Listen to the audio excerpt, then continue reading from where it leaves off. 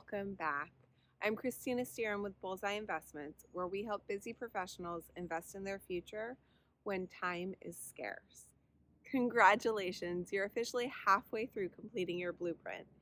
You've tackled some really challenging questions as it relates to your goals, your finances, and your cash flow. Today, I want to take a moment to give you a couple high-level things to think about to figure out how long you're comfortable leaving that initial investment in an opportunity. So while you may begin receiving some money from your investment in the form of distributions, you need to be really comfortable with not having the entirety of your initial investment back until the end of the hold period.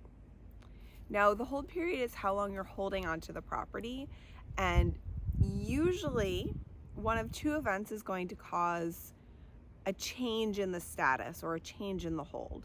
Number one, if the sponsorship team decides to refinance the property and they're able to refinance at a rate that allows them to give you some of that initial investment back. Now, they might be refinancing to get better loan terms and to be able to continue renovations so that that property cash flows. It might not always be a refinance specifically for the purposes of pulling out those initial investment funds. And it's really likely that you're not going to get 100% of that initial investment back. Now, the other end of hold opportunity that usually happens is that the property is sold. And when the property is sold, after all of the outstanding balances are paid, because usually it's sold in the middle of the month and you've got to go through some accounting and final things, they distribute the proceeds. So they're going to distribute that initial investment back plus anything you made. What that really means is that you have to be very comfortable not having access to that initial investment amount for however long the deal is going to last for. On the shorter end, a deal might last 1 to 3 years, and longer term holds can be upwards of 10 years long. So it really is a personal preference and personal choice and comfort level with that. So what does that actually mean for you as investors?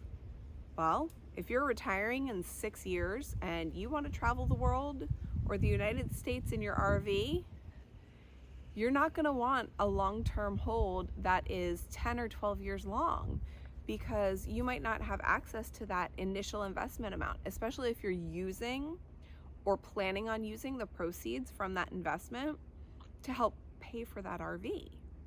If you've got a kid going to college in 4 years, a shorter term hold might be best, because you might want to have access to that cash when it comes time to pay for tuition and books and room and board and traveling up there and traveling your kid home if they're far away. So it really is personal preference.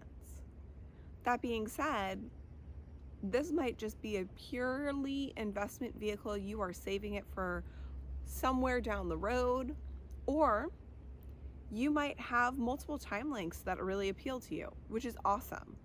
Go ahead and mark off whatever is best for you on your blueprint so that you have that as a handy reference guide, even if it is multiple length of hold times.